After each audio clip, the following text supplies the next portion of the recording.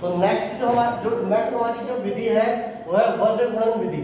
तो वर्ज्य गुणन विधि से हमको क्या करना है, दो चर वाले रैखिक समीकरणों को हल करना है, मतलब x और y की क्या करनी है, इसमें वैल्यू निकालनी है। तो हम पहले इसके बाद क्या करते हैं, देखो आपको करना क्या है, इसके लिए मैंने आपको इसका फॉर्मूला लिखा दिया यहाँ पे।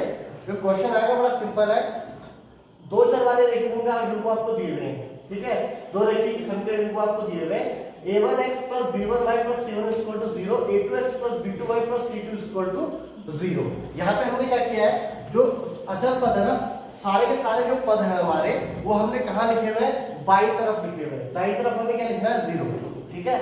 ऐसा आपको क्या करना है, हर समीकरण में क्या करना है कि सारे जो पद होंगे वो हल होगा बाई तरफ।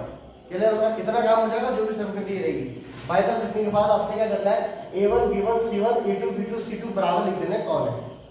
फिर आपने क्या करना है, इसका हल ये लिखा होगा, देखो कैसे याद, आपको रटना नहीं है, समझना है। x यहाँ लिखा = y = 1 अपॉन, ठीक है, सब में अपॉन है। और इसके नीचे क्या लिखना है आपने, जो x है, जब आपको x निकालना है तो आपने x को छुपा देना है।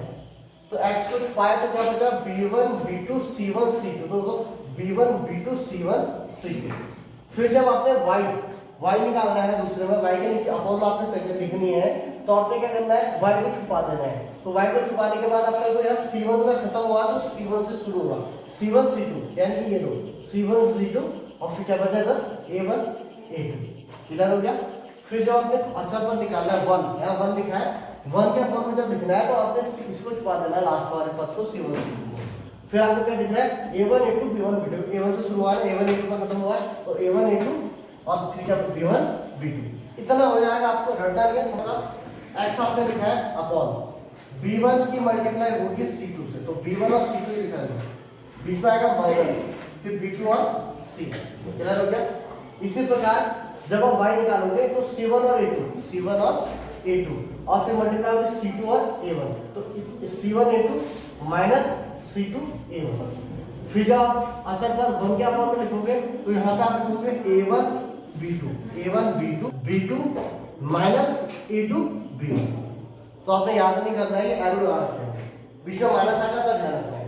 तो जब आप ये पद निकाल दो ना, अगर आपने समझ गए कैसे आया कैसे, तो आप क्वेश्चन भी इसी के मदद से हम क्वेश्चंस को इसके करेंगे। कैसे करेंगे, अब ये क्वेश्चन करा रहा हूं आपको, या आपको पूरा समझ आएगा, ठीक है। तो आपको वर्गमूल विधि से हल करना है। सवाल है आपका x - 3y - 7 = 0, 3x - 3y - 15 = 0 को वर्गमूल विधि से हल कीजिए। तो वर्गमूल विधि से हल करने के लिए आपको सबसे पहले स्टेप क्या करना है, किसी भी सवाल में जब भी वर्गमूल विधि से हल करने को आया, आपने a1 b1 a2 b2 c1 c2 निकाल के रख देना है। तो जैसे इस सवाल में आपने a1 कौन है, x की मल्टीप्लाई में जो होता है वो a1 होता है, तो x की मल्टीप्लाई में कुछ नहीं 1 माना जाएगा। b1 कौन है, -3, और c1 कौन है, -7। इसी प्रकार a2 कौन है, x की मल्टीप्लाई में 3, b2 कौन है, y की मल्टीप्लाई में -3, और c2 कौन है, जो कांस्टेंट बचा आपके -15। आपने सारी वैल्यू पहले निकाल के रखी है, खत्म। उसके बाद आपने लिखा है सूत्र, आपको याद कर दिया होगा, आपने याद नहीं करना, समझ के आपने इसे लिख लिया।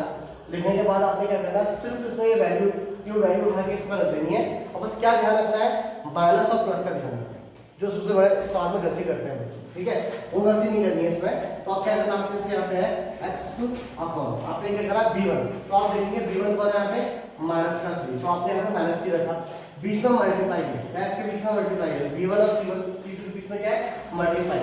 तो c2 कितना आता है आपके यहाँ पे, -15, तो c2 -15 है ना, तो -15 है, तो उसको आप क्या रखना पड़ेगा, आपको उसको ब्रैकेट के अंदर माइनस में। क्लियर हो गया। अब आता है माइनस, ये है आपका फॉर्मूले का माइनस, ठीक है।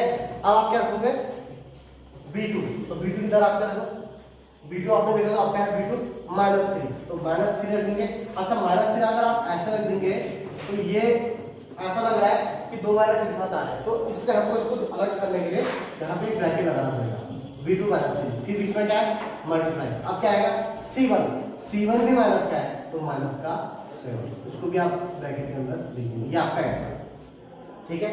ये सारी वैल्यू आ गई, इज इक्वल टू y के फॉर्म में क्या क्या है, c1 a2, पहले c1 लिखते हैं, तो c1 आपने लिखा था -7 है, तो इसको आप लिखोगे -7, ठीक है। और मल्टीप्लाई ये बीच में a2 आपने देखा था बेटा कितना है प्लस का 3 है, तो कोई दिक्कत नहीं है, आपने प्लस का 3 रख दिया, माइनस फिर c2 देखो यहाँ पे कितना है, अच्छा ये माइनस फॉर्मूला क्या है, अब आता है c2 पे आपका माइनस 15 है, तो आप फिर यहाँ क्या रखोगे माइनस का 15, क्लियर है। फिर मल्टीप्लाई आप कहता है a1, तो a1 आपका प्लस का 1 है, कोई दिक्कत नहीं है, आपने प्लस का 1 लिख दिया, आपको ब्रैकेट में रखने की जरूरत नहीं है। फिर इज इक्वल टू 1, अब आएगा a1 कितना आपका 1 मल्टीप्लाई b2 कितना है आपका -3, तो उसको आप ब्रैकेट में लिखेंगे -3, फिर माइनस a2 कितना है आपका, a2 आपका 3 और मल्टीप्लाई b1 कितना है आपका, b1 आपका माइनस का। तो आपने क्या किया, सारी वैल्यूज जो है पहले सारी वैल्यू को यहाँ पे क्या आपने रख दिया बड़े ही प्यार से, ठीक है। ये गलती नहीं करनी है बिल्कुल, तुम्हें प्लस माइनस की गलती बिल्कुल नहीं करनी है, जो जैसा है सारी वैल्यू रख दी है। आप इसे आप सॉल्व करेंगे x अपॉन, यहाँ पे आप सॉल्व करेंगे, आप देख रहे हैं कि यहाँ पे दो संख्याओं की मल्टीप्लाई हो रही है, तो दो संख्याओं की जब मल्टीप्लाई होती है संख्याओं की मल्टीप्लाई के साथ पहले चिन्हों की मल्टीप्लाई, ठीक है, तो उसका चिन्ह है माइनस गुणा माइनस, तो माइनस गुणा माइनस प्लस, और ये आपका 15 किया 45 हो गया प्लस का। फिर यहाँ पे देखोगे आप, तो यहाँ पे आपके दो, एक माइनस ये है, एक ये है, एक इधर, तीन माइनस आपके मल्टीप्लाई में, आप कहोगे ये तो मल्टीप्लाई में, ये कहां मल्टीप्लाई में, अरे ब्रैकेट के बाहर से माइनस है तो ब्रैकेट को मल्टीप्लाई माना जाता है, तो माइनस गुणा माइनस प्लस, फिर प्लस गुणा माइनस माइनस, ठीक है, तो तीन बार लग रहा है, माइनस गुणा माइनस प्लस, प्लस गुणा माइनस माइनस, तो ऐड वाला क्या माइनस आना है। अब ये मल्टीप्लाई करते हैं, 7 के 21 हो गया आपका, ठीक है, इज इक्वल फिर y अपॉन, अब यहाँ पे देखो ये माइनस का 7 और प्लस का 3, अच्छा ये ब्रैकेट के अंदर नहीं लिखा हुआ तो प्लस का 3 माना जाएगा, किसी संख्या के आगे चिन्ह लिखा होता तो प्लस का माना जाता है, तो माइनस गुणा प्लस हो गया आपका माइनस, और 7 से 21 हो गया आपका। ऐसे आपका है देखो माइनस गुणा माइनस, माइनस गुणा माइनस प्लस हो गया, फिर प्लस गुणा प्लस ही तो है कौन, तो प्लस ही रहेगा, तो माइनस गुणा माइनस आपका प्लस हो गया, और 15 एकदम 15, ठीक है। ऐसे आपका फिर इसके बाद यहाँ हल करूंगा, ये आपका एक है, ये मल्टीप्लाई माइनस प्लस गुणा माइनस माइनस 3 का 3, फिर यहाँ पे माइनस गुणा माइनस, माइनस गुणा माइनस प्लस यहाँ पे आपका 9, ठीक है।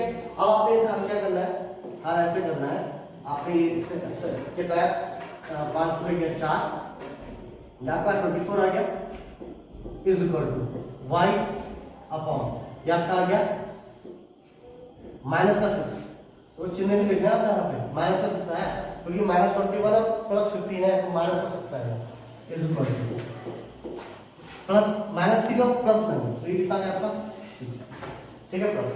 तो ये आपकी वैल्यूज आ गई है, x upon 24 is equal to y upon minus 6 is equal to 1/6। अब आपने क्या है यहीं से x और y निकालने हैं, तो मैंने आपसे कहा था कि जब आप यहाँ से x और y निकालेंगे ना, तो देखो इसमें क्या है, अगर आप इन दोनों को बराबर रखोगे तो 3 बराबर है, ये इसके बराबर है और ये इसके बराबर है, x upon 24 is equal to y upon minus 6 और इज इक्वल टू 1/6, तीनों बराबर है आपस में, तीनों बराबर है, यानी कि हम तीनों में से किसको भी किन्हीं भी दो को ले सकते हैं, क्योंकि जब भी कोई वैल्यू निकालनी होती है आपको एक बराबर चाहिए होता है ना, तीनों करके आप सॉल्व नहीं कर सकते हो, तो यानी कि हम इन दो को बराबर रख सकते हैं। अच्छा इन दो को बराबर रखेंगे तो कोई रिजल्ट नहीं आ रहा होगा, क्योंकि अगर आप इनको बराबर रखोगे तो x बराबर y आ जाएगा, -6x बराबर 24y, तो ना तो x निकल पाया ना y निकल पाया।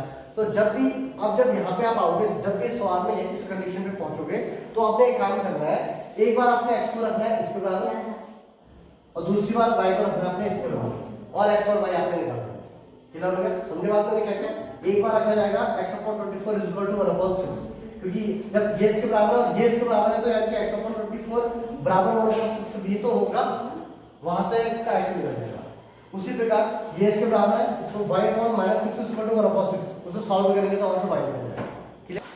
Upon 24 is equal to 1/6, clear हो गया। यहां से देखो x निकालना है, तो x कैसे निकलेगा, x इज इक्वल टू 24 आपके यहां मल्टीप्लाई करेगा, डिवाइड में करेगा मल्टीप्लाई में करेगा 1/6, कितना आ गया 4 आ गया, x की वैल्यू कितनी निकल गई 4, ठीक है, देखो 24 होता है ना। अच्छा y निकालना है, तो y कैसे निकलेगा, तो हमने इसको इसके बराबर रख दिया है, x की वैल्यू आ गई, अब इसको इसके बराबर रखेंगे, ठीक है, तो आपने क्या करना है y upon -6 is equal to y upon -6 is equal to 1/6, ये आपने करना है, ठीक है। यहाँ से आपने क्या निकालना है, आपका y निकालना। तो कैसे होगा, y को अकेला करना है आपने, तो y को अकेला करने के लिए जो y के साथ उसको उधर भेजो, तो ये इधर अपॉन में है तो वहां जाके मल्टीप्लाई में 1 के साथ, तो -6 हो जाएगा, अपॉन 6 है तो 6 से 6 कर दिया 1 आ गया माइनस का, तो y स्क्वायर तो आपका कितना आ गया यहाँ पे माइनस। तो इस तरह से हमने क्या करा, x की वैल्यू और y की वैल्यू ज्ञात कर ली है वर्गमूल विधि से, ठीक है। तो